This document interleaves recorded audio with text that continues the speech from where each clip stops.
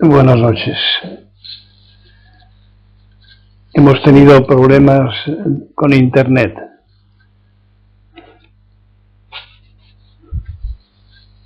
Gente. Sago, Isirio, Pietro, Ichimé, Dosini Cubió, Osín, Francisco, Cinco, Suso, Marisa, Sinkai, Sobó, Alex y Sosín. ¿Cuántos? 15. 5. El que está en Londres. Dime los 4 últimos. Sinkai, Sobó, Alex y Sosín. Eso sí. ¿Marisa está? Sí. Bueno, pues vamos allá. Contradicción. Ejemplo de contradicción. Cuando tienes un problema por una persona muy allegada, uno llora y dice la gente, y se olvida de sí misma. Entiendo que es justamente lo contrario. ¿Quién es el que tiene el problema? ¿Quién llora? Eso es no olvidarse de uno mismo, sino estar concentrado en el significado que para su ego tiene el problema. Unos lo llaman amor propio, otros orgullo, otros soberbia, otros resentimiento, otros impotencia. La causa es lo de menos, lo demás es la significación que tiene. Es uno el que tiene el problema, no es el problema por otro, es mi problema porque mi ego lo percibe como problema. En esta misma dirección puedo añadir algo. Por ejemplo,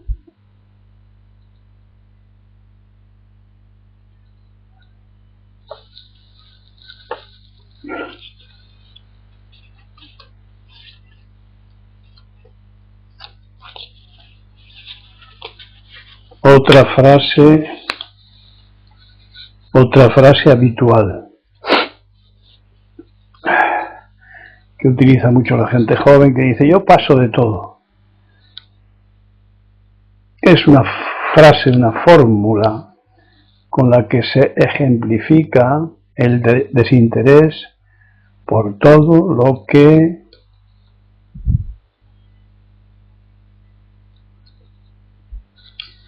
tenga que ver con esfuerzo. Podría afirmarse que todo el mundo pasa de todos y de todo, si tenemos en cuenta que todo sujeto es egocéntrico y pasa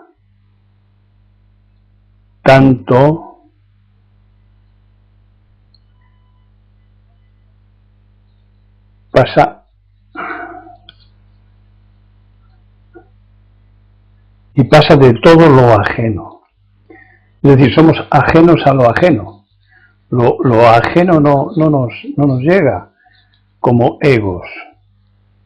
Es decir, si estamos egocentrados, si percibimos y traducimos con el ego, entonces todo lo que les ocurre a los demás, significación de nuevo, todo lo que pasa fuera de yo y lo mío, pasamos, a menos que tenga ventajas, a menos que signifique un logro.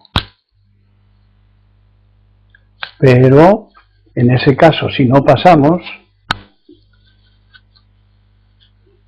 es porque perseguimos el logro, el nuestro, el objetivo nuestro, no el del otro. Así que yo paso de todo, no. Mi ego pasa de todo. Mi ego pasa de todo. No está interesado por nada que no sea yo y lo mío. ¿Estamos de acuerdo? ¿Se entiende?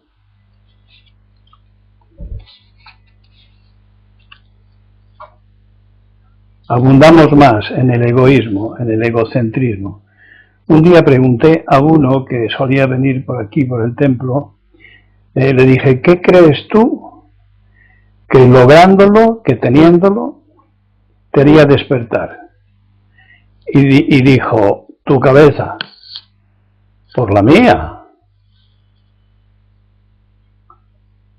Y a este propósito le completaré con otro, un Goroku conocido, que se refiere a un amigo que se encontró con otro amigo que le había ido mal, que estaba en malas condiciones, empobrecido, y le ofreció ayuda. Entonces le dijo, ¿tú cómo crees que podría ayudarte? Y el miserable pues le pidió dinero. Y el saludable tocó con el dedo una piedra y la convirtió en oro. Viendo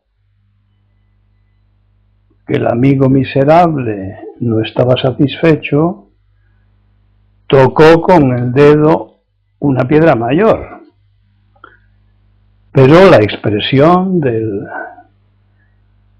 miserable no cambiaba, por lo que le preguntó, ¿pero tú qué quieres? Y dijo el otro, tu dedo. Tu dedo.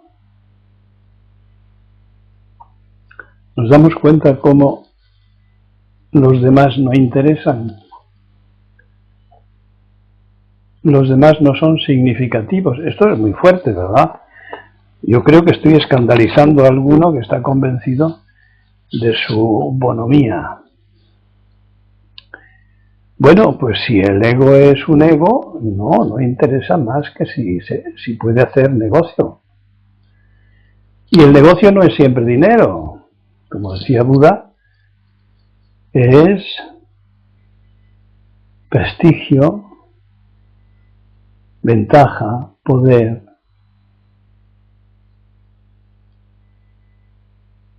Y autosatisfacción. Es decir, cuando lo que más nos preocupa es cómo nos percibimos a nosotros mismos, nuestra autoimagen, nuestra propia imagen, entonces utilizamos todos los instrumentos posibles para subrayarla, para mejorarla.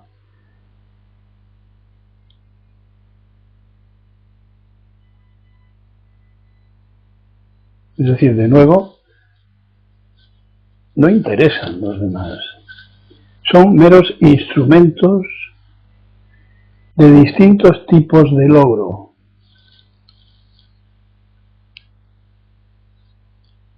Bueno, ¿se os ocurre algo? ¿Queréis preguntar algo? Cinco Gaso, Dosini Cubio Gaso, Francisco Gaso, Ichinen Gaso, Pietro Gaso. Dosini Cubio, aquí se ha ido el sonido, somos los únicos. Ichinen, se va constantemente. Ichinen, se corta y va a saltos. Dosini Cubio, no, ahora se nos ha ido del todo. Pietro, aquí se ve y oye bien. A las Olimpiadas entonces, a saltos. Shinku, bienvenido.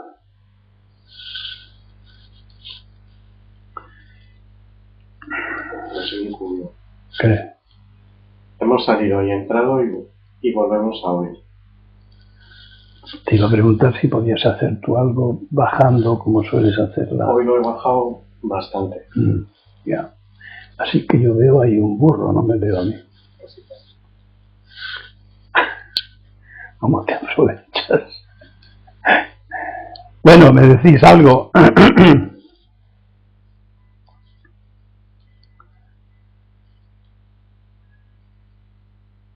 He hablado demasiado deprisa, no os habéis quedado con nada. Ángela, ¿está ahí?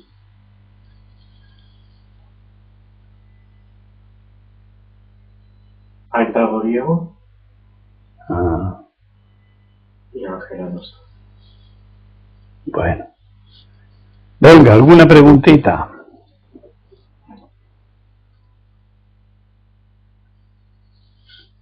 Pues entonces sigo. Alguno se está preguntando, ¿y cuál es? ¿Y Chinen está? Sí. Alguno se está preguntando y me pregunta sobre cuáles son las nuevas normas para el practicante del budismo zen que sustituyan el bien y el mal culturales, es decir, del robot. Entonces, en el supuesto de que estemos practicando adecuadamente, convencidos racional o intuitivamente de que es nuestro camino, la norma es, voy a hacer como en televisión, no voy a dar resultados hasta dentro de un poco, esperamos un poco, ansiedad, bueno, lo acertado, lo desacertado, el bien, el mal.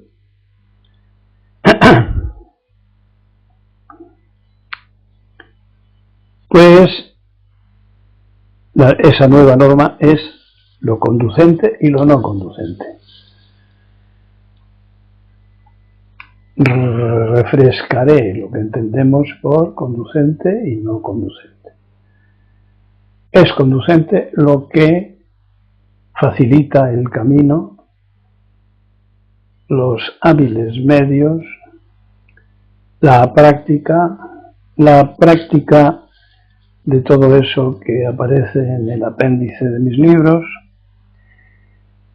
lo que conduce al despertar, a los continuos despertares, a la progresión de despertares, y no conducentes todo lo que se basa en el dualismo.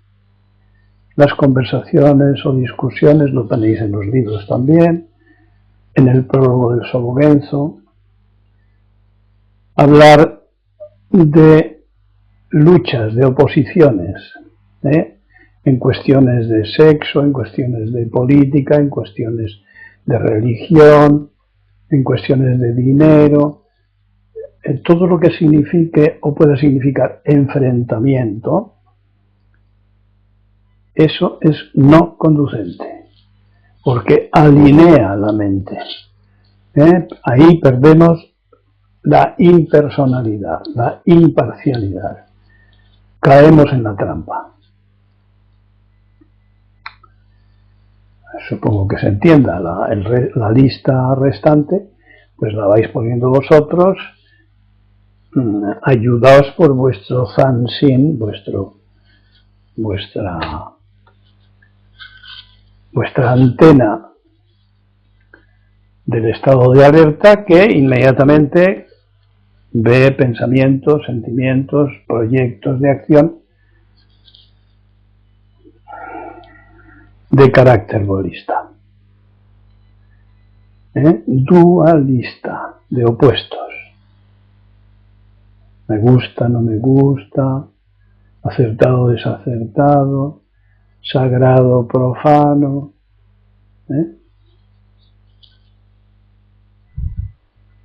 El sí y el no, todos los opuestos, arriba y abajo.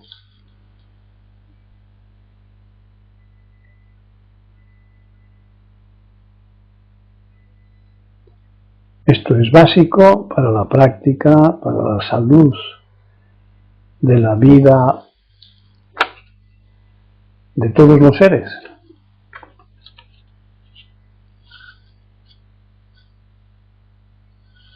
entre los que nos encontramos, claro es. ¿Alguna cosa? David entrado.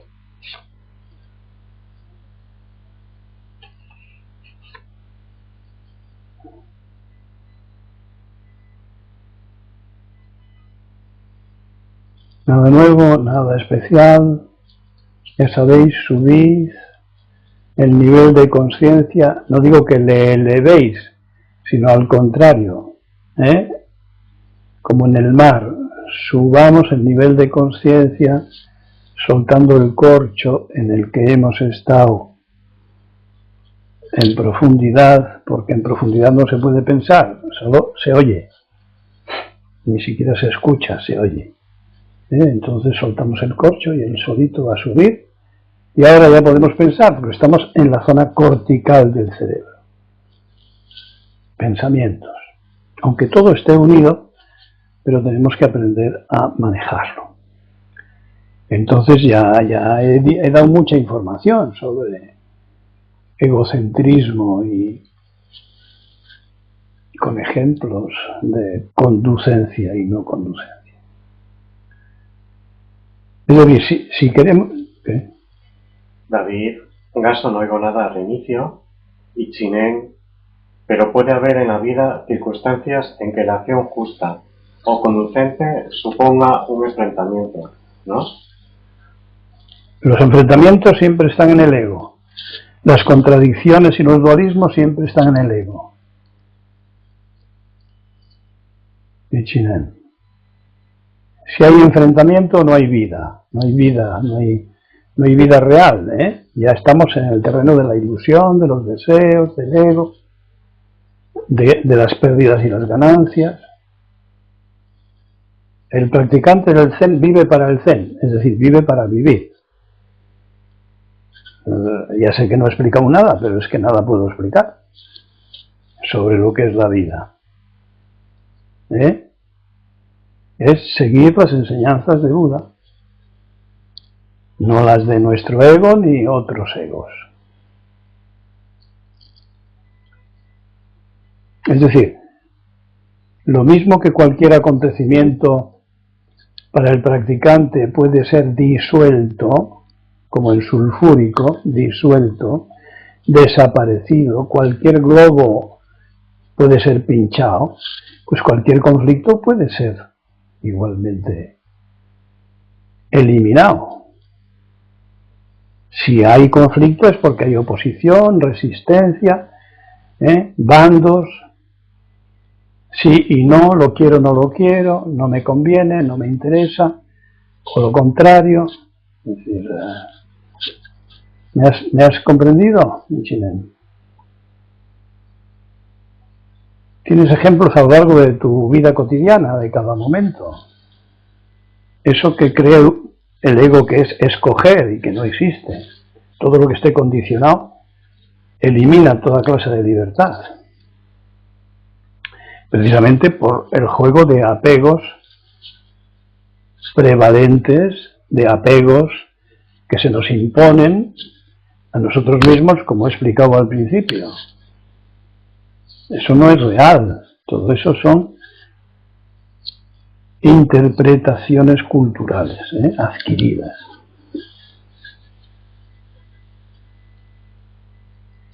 Y Chinén, sí, Gaso, y Víctor de Chile ha entrado.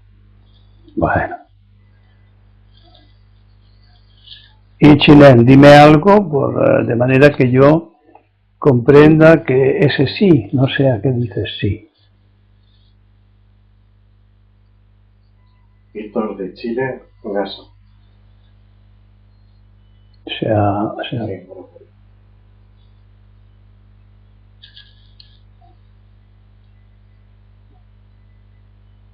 Sí, Chilén.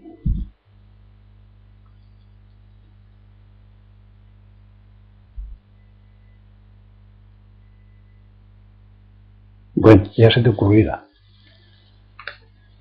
Más preguntas o más afirmaciones o más cosas.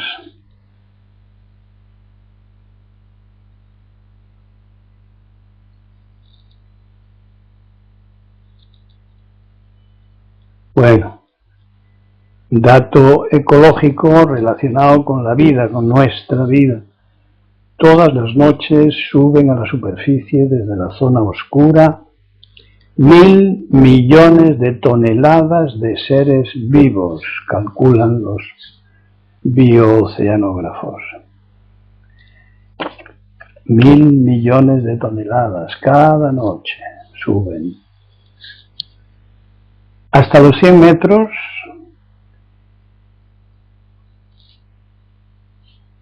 hay penetración de luz, por lo tanto hay plantas, pero a partir de los 100 metros las plantas desaparecen, ya no hay fotosíntesis, ya no hay energía.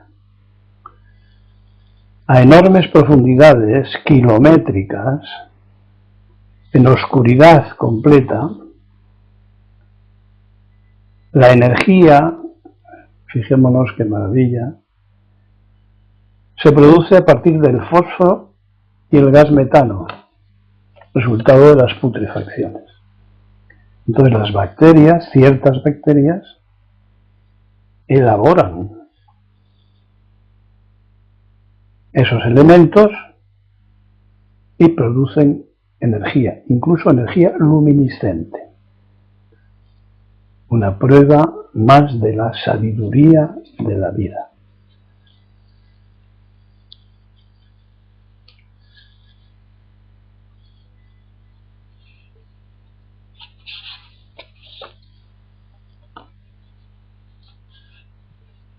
Ya sabéis que hay bacterias en los sitios más increíbles, en medios ácidos, en medios calientes de muchísimos grados. Es decir, la colonización de la biosfera en todas partes significa un nivel de sabiduría pues ilimitado. Y de ese nivel de sabiduría es del que intentamos alimentarnos. Entonces, cuando algunos preguntan, bueno, ¿y cómo puedo ver yo mi propia naturaleza? Le digo, pues léete mi último libro, que ahí hablo algo de eso, pero en cualquier caso no te puedes enterar. Lo que sí te puedes enterar es de lo que no es tu naturaleza. Tú no puedes estar mirando simplemente, fíjate qué cercano es, tu propia digestión, y no te haces preguntas, a menos que no sea. Es decir, a menos que te duela el estómago, las digestiones sean malas, tengas gases, acidez, tal. Pero si no, tu naturaleza se mantiene en silencio. Pues fijaos la cantidad de miles de millones de funciones que estamos realizando en cada cuerpo, por supuesto en contacto con todos los seres, con todos los ambientes, con todos los climas, con los vientos, las lluvias, la tierra, etcétera. Pues ¿qué vas a explicar de eso? No se puede. Es una ilusión cualquier explicación. Sin embargo, es experimentable. Se hace saludable al atenderlo. Y de nuevo repito, ¿cómo? Siguiendo las enseñanzas de Buda. ¿Alguna cosa? Víctor de Chile. Gaso. Considerando que en promedio dormimos 8 horas diarias, es decir, una buena parte de nuestra existencia, ¿nos puede hablar de ese estado? Pues hombre, busca en Wikipedia los estados del sueño o en Google o donde quieras, que te hablarán mejor que yo. Pero en cualquier caso, el sueño no es una pérdida de tiempo ni ese tercio de vida que se nos escapa de las manos. Estamos viviendo mientras dormimos. Elaboramos, nos movemos, parpadeamos, proyectamos, actualizamos los ficheros mentales, las funciones orgánicas se alternan, es decir, hay un gran un gran gasto de energía. Fijaos que el cerebro gasta una quinta parte de la energía total, de todo lo que comemos. El 20% se lo lleva el cerebro. Sobre todo en términos de glucosa, proteínas, aminoácidos, etc. Es decir, no miremos nunca el sueño como una pérdida de tiempo. Eso es una visión constructivista. Es como si dijeras, mientras tengo el coche en el garaje no me produce. ¿Cómo que no te produce? Pero si le estás reparando. Si no le reparas, no va a funcionar siempre. Pues las funciones de reparación son importantísimas durante el sueño. Y deberían serlo más durante la vigilia, durante el día. Es decir, deberíamos dedicar más tiempo a la salud del cuerpo y de la mente. A mí me parece que es lo más importante que podemos hacer.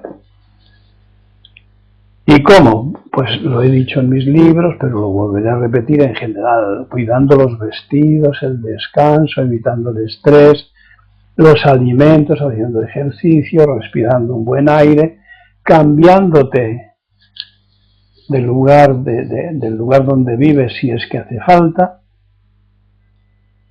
tomarte en serio la vida, no los proyectos, que eso es completamente egótico. En resumen, aprendiendo a vivir. ¿Cómo se aprende a vivir?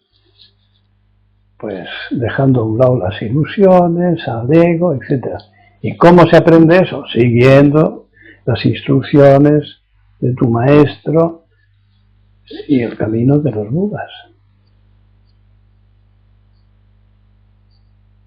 Y poco a poco, y adelante, y la gota malaya, sin sacrificios, con esfuerzo, y así es como el cambio se va produciendo.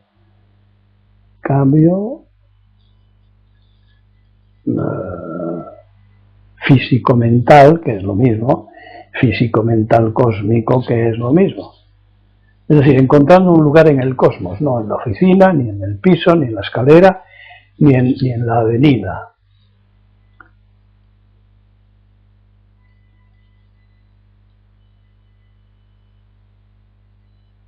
Hay que aprender a vivir. ¿Para qué? Para vivir. No para pensar en vivir. No para hacer filosofía o psicología. No. Para vivir. Sencillamente para vivir. Entonces nuestro humor, evidentemente, cambia.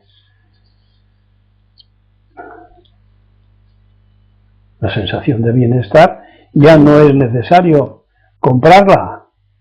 Comprando objetos, sumando adicciones a nuestra colección, hablando por teléfono, internet, haciendo compras, las fiestas, los viajes, todas esas cosas que también están en mis libros, pues pueden ayudar.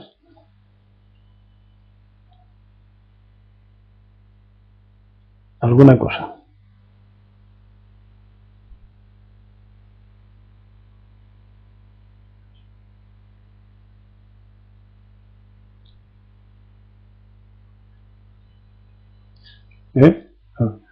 Lo que os digo, soltad el corcho de la profundidad y para arriba. A ver, ¿qué se nos ocurre? No se nos ocurre nada, concentración y otra vez a zambullirse abajo.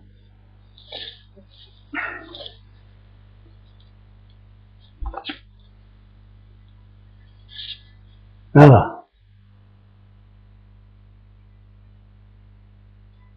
No se remueven las tripas del cerebro.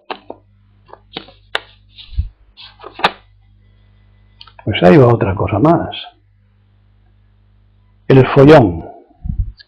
Con esto me quiero referir a lo siguiente.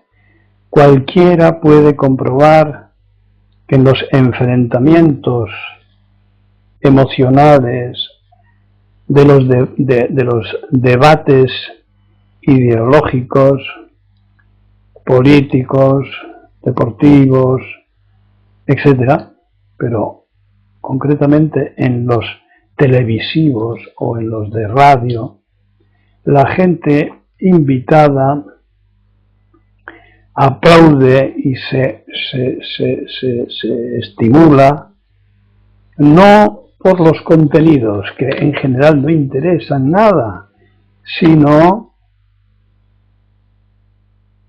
atendiendo a las agresiones personales y aplaudiendo más cuanto mayores son. Esto ya tenemos habituales ejemplos en las televisiones. Están desinteresados de comprender porque están cansados, sin haber pensado, de falsos conflictos, de insultos innecesarios, de críticas gratuitas, todo muy barato y muy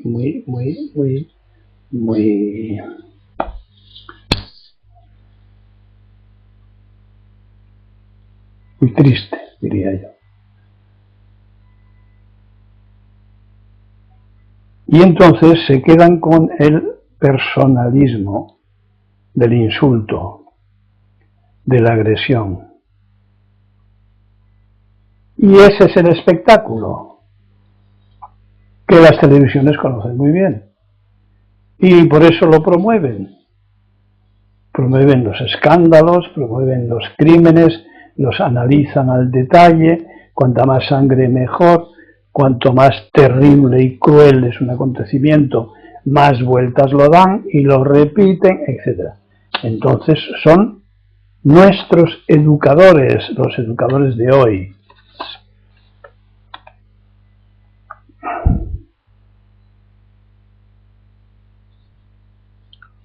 Una consideración: en Asia, en los últimos 2500 años, los budistas, en su mayoría, no creo que lo fueran por convicción, sino porque el budismo aportaba paz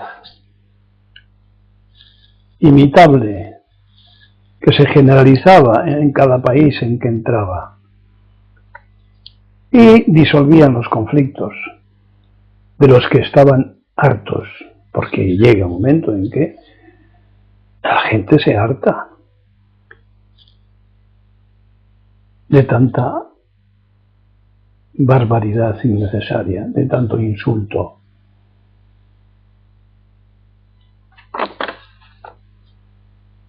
Hartos de miles de años de peleas.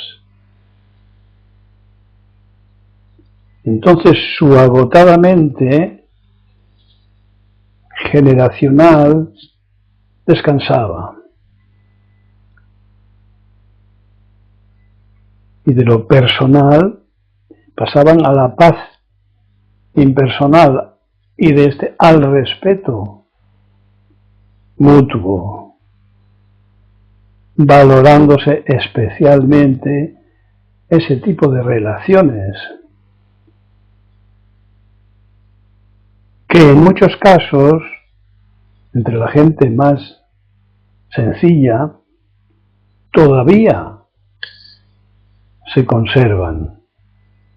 Y es lo que llamaríamos la buena educación de los pueblos y de las gentes, incapaces de la crispación. Y todo esto sin necesidad de estudios. Habréis visto que sin un tipo de educación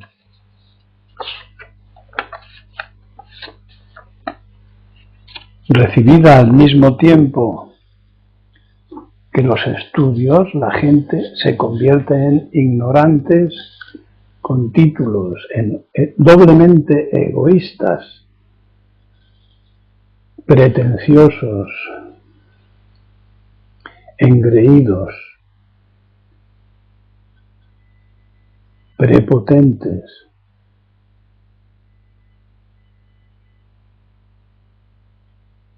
que se creen con cédula de corsarios. Esto está al alcance de las manos, de la calle. Y como siempre, los ignorantes, los más ignorantes, son incapaces de verlo, de reconocerlo.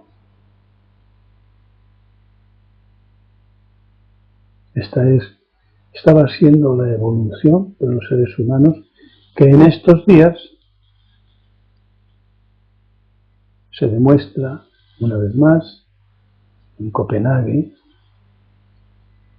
la incapacidad para mirar en otras direcciones que no sean las ganancias.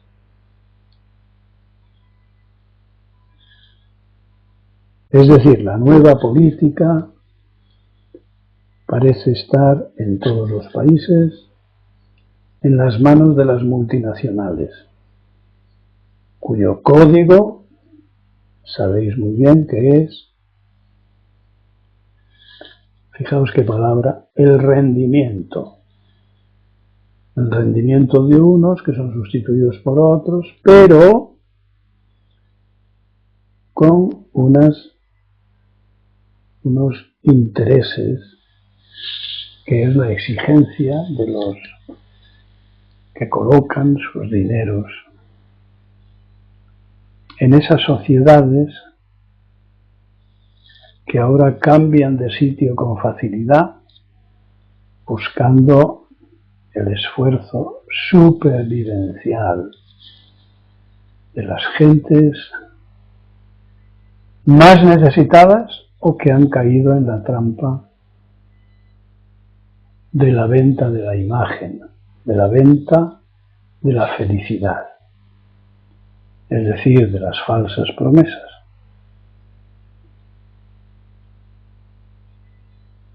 Los seres humanos,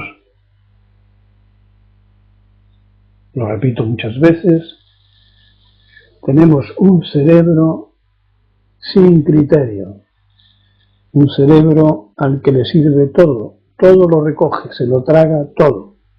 Por eso le suelo llamar el basurero. ¿Por qué digo eso?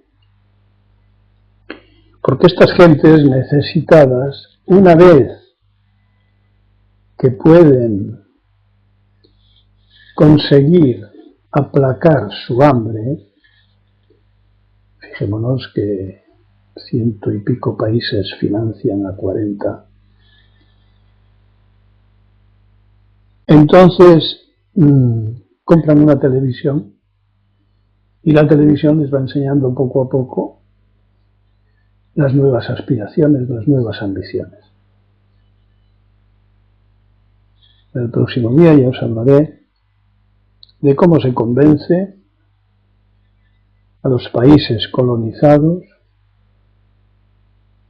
para creerse que está habiendo un intercambio, cuando no hay tal.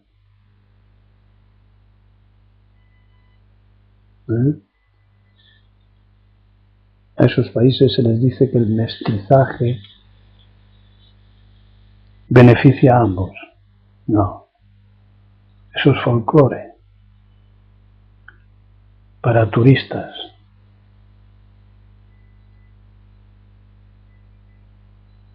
Bueno, dejémoslo ahí.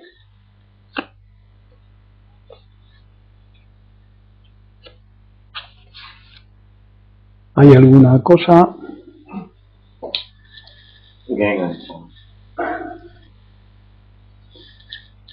Por ejemplo, ¿qué? Gengaso y David Gaso ahora oímos bien.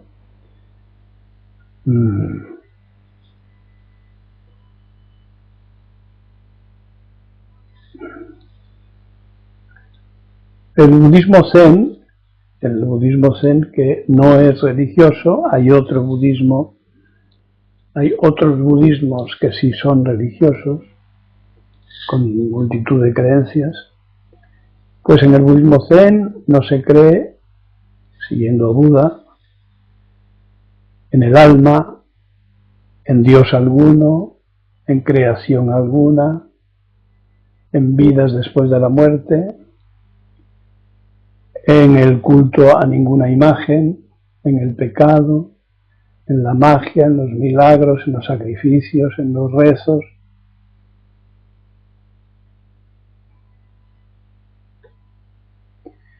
En los castigos y en los premios, en las reencarnaciones, en la culpa, en la expiación, en fin, nada de eso. El budismo zen es empírico, utiliza los sentidos.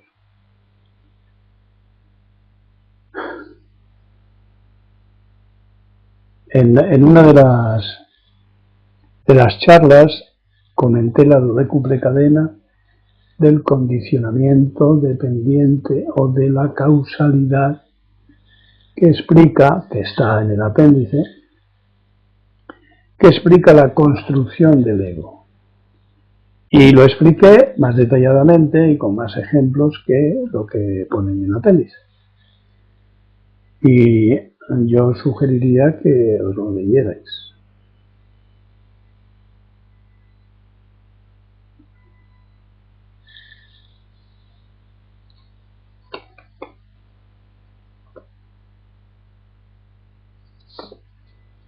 ¿Alguna cosita?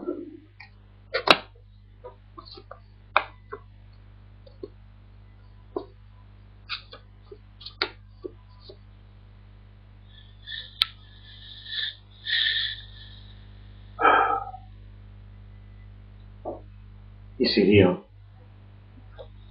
La charla de la que habla Daido es del 21 de septiembre. Sampai a todos los maestros Zen y su transmisión. Muy bien, gracias. A tu cita. ¿Qué día ha dicho? 21 de septiembre. 21 de septiembre, el 21 de septiembre. El que entiende eso,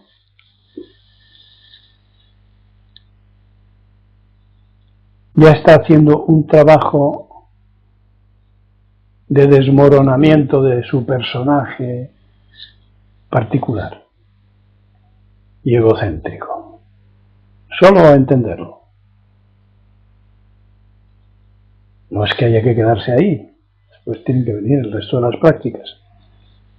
Pero eso es para gente inteligente, lista, racionalmente mediana. La inteligencia, ya sabéis que suelo decir que empieza cuando conectamos, cuando tenemos la experiencia de la totalidad de todos los seres.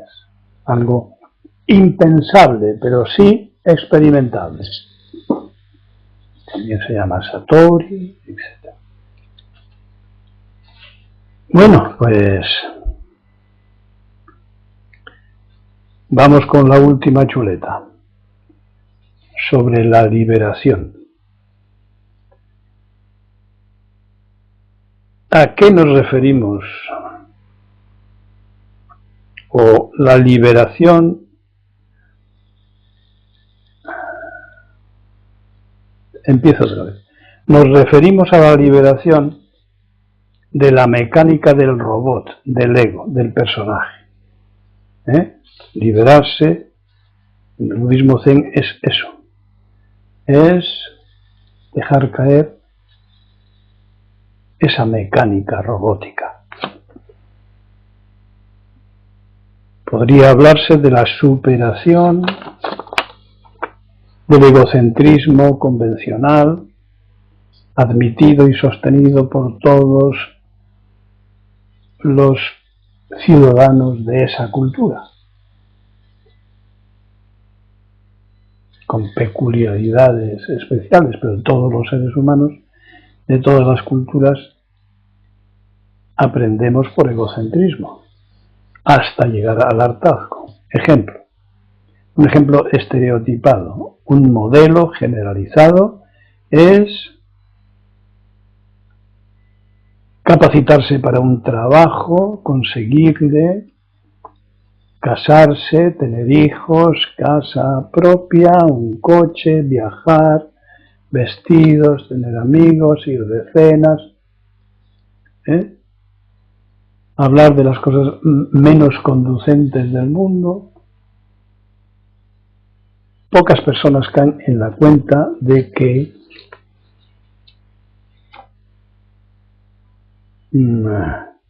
podrían haber hecho otras cosas, establecido otras relaciones con otros contenidos, que esas que hizo con precipitación, creyendo que eran las más apropiadas, pero descubriendo con el tiempo que no. Pero ya es tarde. Para la mayoría da miedo dar marcha atrás, liberarse de tanto compromiso o liberarse en parte, con lo cual aumentan los sufrimientos y las frustraciones. La clave de la liberación es la neutralización de los condicionamientos mecánicos innecesarios, porque hay aprendizajes útiles. Suelo decir, cuando practicamos el Zen no salimos por las ventanas, seguimos saliendo por las puertas. Es decir, se trata de distinguir entre lo útil y lo superfluo. Por eso tenemos que llegar a tal acumulación de sufrimientos que aceptemos que no sabemos vivir. Esta es la manera más corriente de evolucionar los que sí se abren lo suficiente como para cambiar, como para evolucionar. La vía del sufrimiento. Lo que Buda llamó las semillas del despertar. El que llega al hartazgo dispone de una buena tierra para que las enseñanzas de Buda germinen desde ese barro, siguiendo el símil de siglos y siglos del, ¿cómo se llama la planta esa? El Buda se me representa encima de un loto. Eso. El loto nace, las raíces están en las aguas estancadas, detenidas, que es el agua podrida o casi podrida de las repeticiones, de los estancamientos, de las estereotipias, de los mecanismos de actuación repetidos. Bueno, pues de ahí sale esa maravillosa flor de loto que se abre cuando llega a la superficie, cuando toca la luz del oxígeno. Pues los seres humanos estamos en una situación semejante,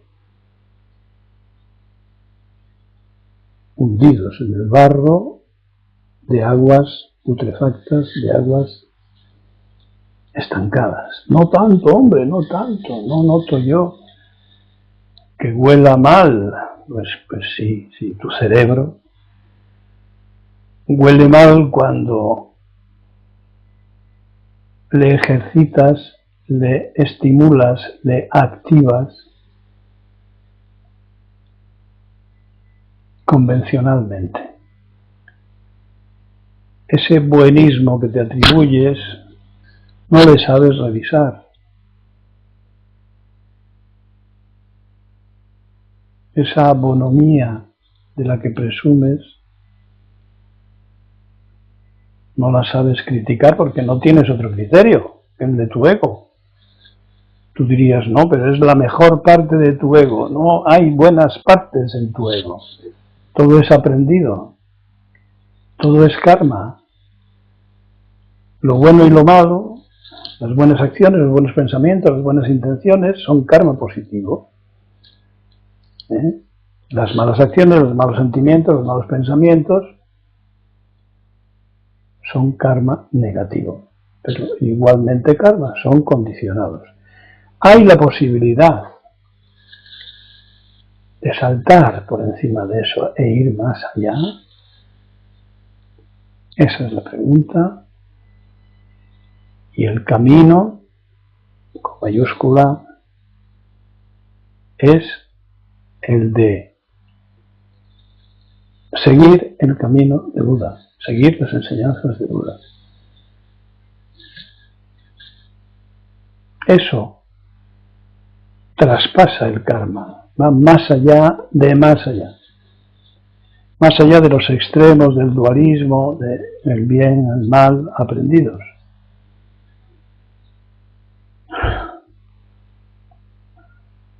Vuelvo a Copenhague. ¿Qué es el bien? ¿Qué es el mal? Para una conferencia de jefes de Estado que se resisten a cambiar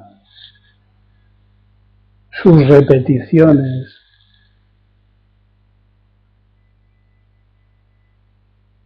capitalistas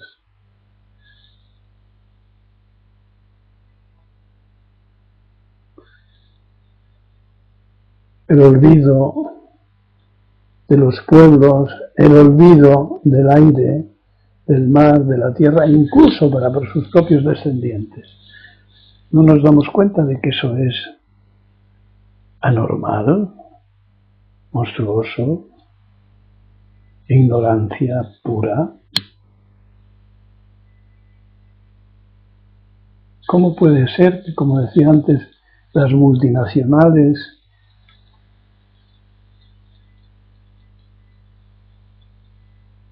las centrales cámaras de comercio, los grandes bancos del empréstito internacional cierren los ojos? Si se van a acabar las ganancias, si ya ha ocurrido, o no estamos en una crisis.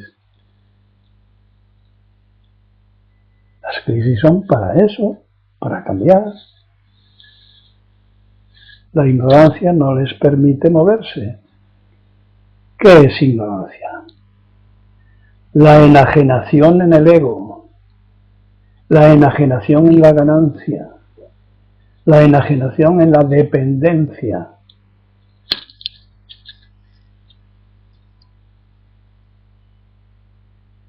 La enajenación en las maneras de hacer dinero, colonizando, explotando la naturaleza, utilizando medios como el carbón o el petróleo contaminantes de sus propios aires, de sus propias aguas.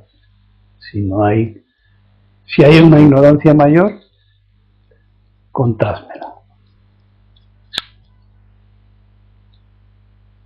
Bien, si todo esto, en vez de hacerlo tan grandilocuente y tan extendido al mundo entero, tratamos de mirarlo, mirarnos a nosotros, mirarlo en nuestra propia existencia, pues vamos a ver que es lo mismo, que estamos haciendo lo mismo. Si estamos en manos de nuestro ego, estamos haciendo exactamente igual que los grandes países, las grandes empresas, las multinacionales, los bancos. O estamos en crisis o no. Si estamos en crisis, estamos todos en crisis. Nos dicen que es planetario, pues nosotros estamos incluidos. Pero claro, en los niveles modestos. Ya, modestos. Se trata de mi vida entera, de toda mi vida, que va a ser acortada porque quiero esto, quiero lo otro, es mejor, es peor, es bueno, es malo, dualismo otra vez.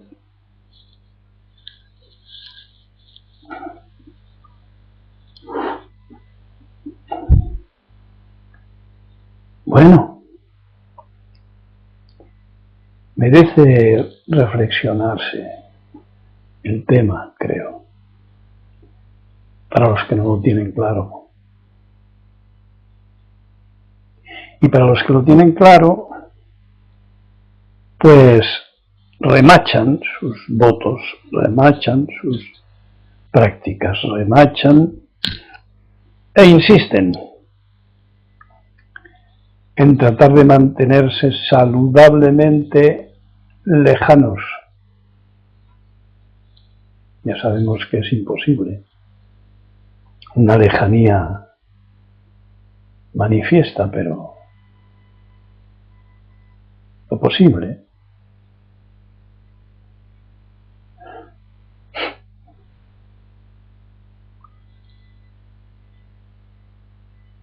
Y ya está. Si queréis algo, ya sabéis la fórmula, tirad del hilo. Si no queréis nada, de la cadena.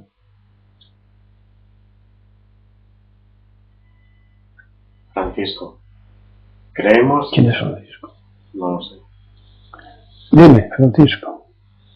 Creemos saber vivir en nuestro intelecto hasta que la vida nos pone a prueba en la realidad. Claro, pues eso es ignorancia. Ahora lo importante es, ¿y ahora qué? Cuando la vida ya nos ha puesto a prueba, ¿podemos decir no sabía vivir y voy a aprender o voy a repetir los mismos sistemas, las mismas costumbres, hábitos, gustos, etcétera? ¿Qué vamos a hacer?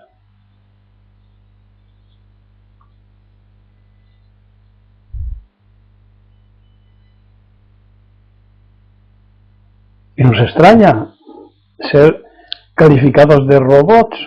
Si repetimos y repetimos, robots, eso hacen los robots, son servomecanismos. ¿Nos vamos a ocupar de vivir? ¿Sí o no? Esa es la gran cuestión, ¿no?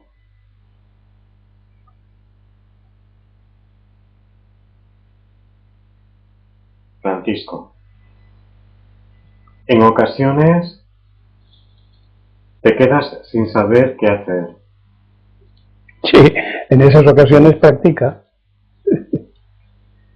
5. Gaso. Uno tiene que ser sincero y estando en el ego, pura artificialidad imposible. Claro, pero ¿cuánta gente se atreve a ser sincera? Porque desde el ego, para ser sinceros, tenemos que tener muy clara cuál es la consecuencia de ocuparnos de aprender a vivir. Como me han dicho muchas veces, ¿y si no me gusta quién soy? ¿Y si me equivoco? ¿Y si tiro por otro lado? ¿Y si este no es el camino adecuado? Oye, hay riesgos a la hora de vivir, ¿eh? ¿Los asumes o no? ¿Qué quieres? ¿Garantías? Esto no es una letra de cambio, no es un préstamo bancario. Por eso digo que seguir con las costumbres, pues hay que variar algo. Si tú vas a otro país y tienes que comer lo que te den, vas a tener pocas oportunidades de escoger, ¿eh? Espera 2 o 3 días y verás como tus gustos se convierten en nada y comes lo que te echen. Entonces es cuestión de hambre, ¿no? De llegar a esos límites. El que llega a esos límites vence con cierta facilidad lo que decía Rinzai, ¿recuerdas? ¿No? El camino no es fácil ni difícil. Lo difícil es prescindir de las preferencias. Eso es, verás como a los 3 días ya no hay preferencias, ya te comes lo que te pongan en el cuenco. Así que los que dudáis, esperad un poco, sufrid un poco más frustración, un poco más de estrés, que el cuerpo vaya diciendo con sus enfermedades, socorro, socorro. Aún así hay mucha gente que no reacciona. Pero a comprobar quiénes somos, o de los que reaccionamos o de los que no reaccionamos. ¿No? Si alguno conoce alguna otra oportunidad, que la cuente.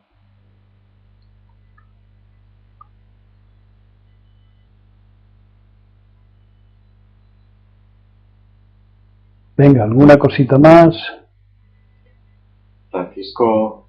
No, Francisco, Dice, deja un poco de sitio a los demás. Llegar y hablar, eso es lo fácil. Es un poco más difícil llegar y no hablar, escuchar. El camino empieza por ahí. ¿Alguien tiene algo que decir? ¿Hay un alguien por ahí con algo que decir, útil, algo que decir, algo para decir? esto, ¿Tú mismo? quería decir algo. Venga, dilo. Bien. El practicante de Zen, que se compromete con causas de medio ambiente o otras cosas, eso es egótico. Puede serlo y puede no serlo. ¿Cuándo lo es? Cuando le dificulta su camino de despertar. Si no le dificulta, está en lo mismo, ¿no? Si no hay diferencia, es que está practicando con sus aficiones, sus inclinaciones ecologistas. Por ejemplo, 700.000 entre perros y gatos recogidos este año en las calles de la culta España.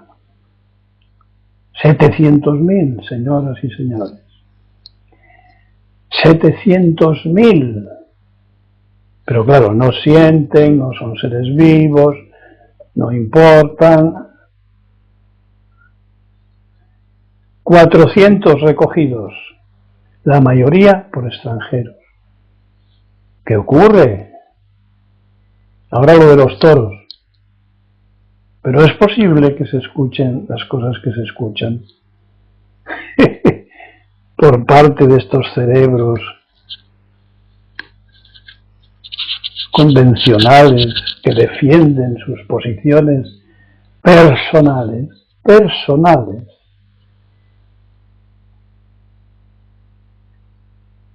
Si tú practicas algo en beneficio no personal, si estás en lo cósmico, si estás en lo natural, pues estás practicando, ¿no? O sea, ¿tú crees que mientras estudiamos nuestro ego estamos practicando?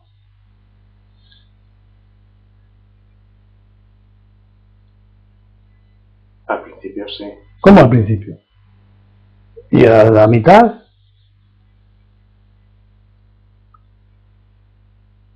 Uno ya sabe lo que es su ego, ya no está pendiente. No, el ego tiene muchas esquinas, muchas partes oscuras. No podemos no hay un momento en el que Zansin, el estado de alerta, desaparece. Puede rehacerse el ego. La iluminación, la lucidez no es definitiva. Por eso hay que practicar la vida durante toda la vida. Es una tontada esto que he dicho, pero es que es así, ¿no?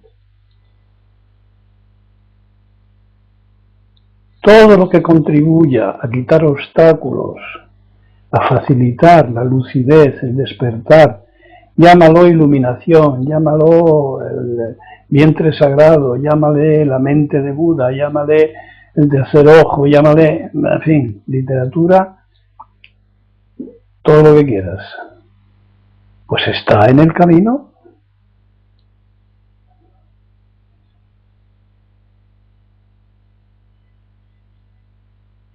Obviously, diría el amigo Shinku. ¿Verdad?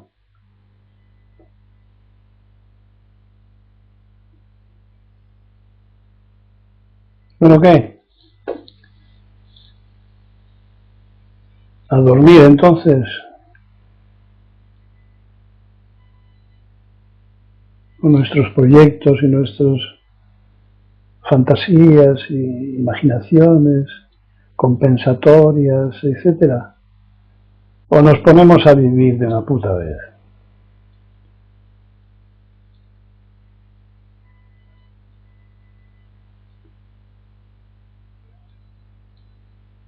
¿Acaso nos merecemos los sufrimientos, nuestros sufrimientos? ¿Nos los merecemos?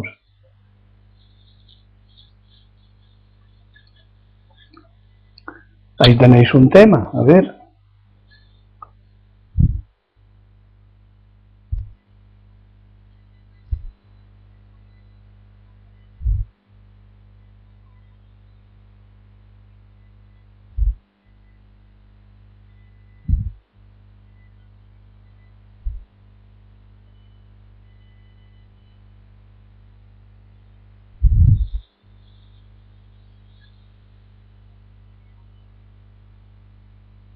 Shinku Senpai Gayo.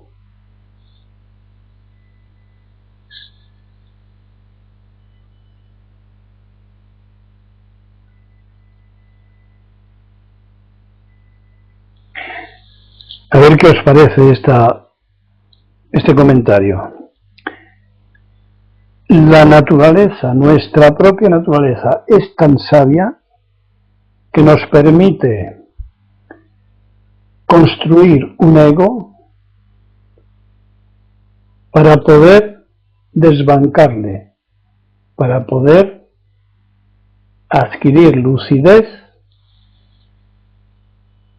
en su destronamiento. Otra cosa es los mecanismos que lo acompañan, pero a ver qué os parece eso. Si a los 5 años nos hablan del budismo, pues ponemos una cara de asombro enorme. Pero si nos hablan a los 50, seguramente no nos reiremos. Porque veremos pasar nuestra historia, nuestra estúpida historia. Y si somos capaces de reconocer las equivocaciones, diremos, bueno, pues he perdido la mitad de mi vida. No, no la has perdido. Has acumulado sufrimiento. Has acumulado karma. Y eso es lo que te va a permitir la posibilidad que solo tú tendrás que decidir si buscas el cambio o no. No son oportunidades. No es sabia la naturaleza con respecto a la luz de nuestra mente. No es igual que la luz esa de las especies abisales que a 2, 3, 5, 7 kilómetros mar abajo consiguen sobrevivir, encendiendo una lucecita, atrayendo a sus presas. ¿No es lo mismo?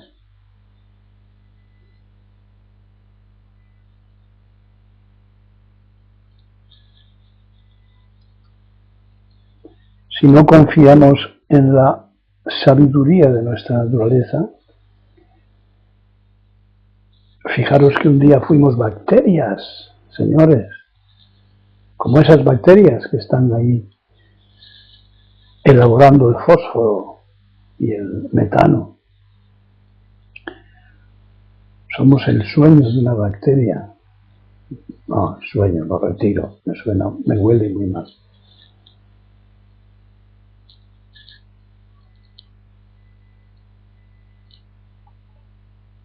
No sé qué estaba diciendo. Sí, que fuimos bacterias igual que esas. Ah, sí, 4.000 millones de años. Somos el resultado de 4.000 millones de años. Si hay sabiduría, pues Buda dice, podemos participar,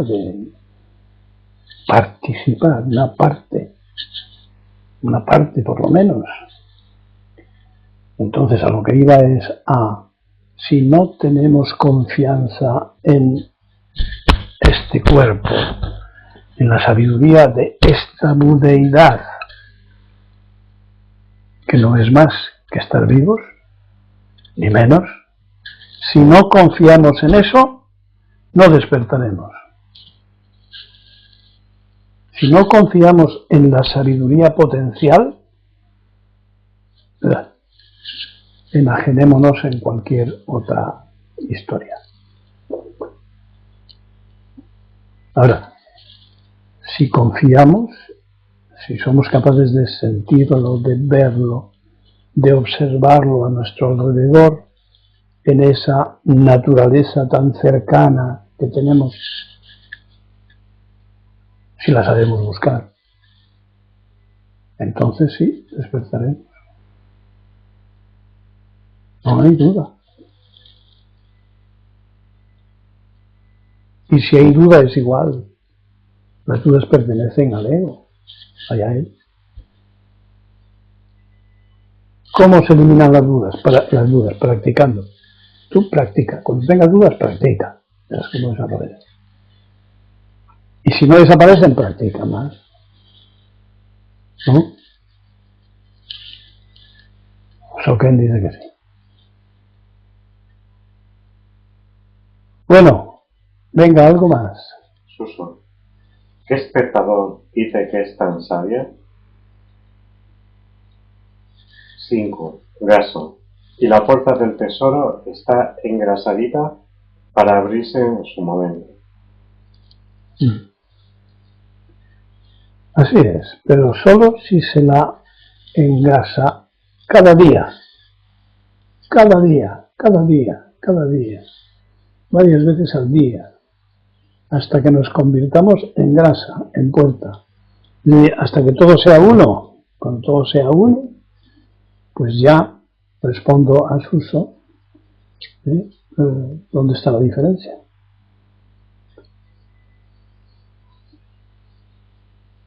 ¿Entre qué y qué?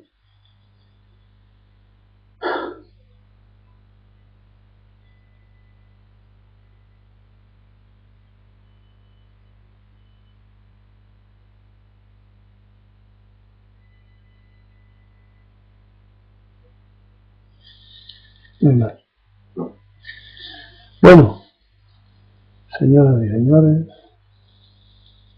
ya nos veremos el próximo lunes.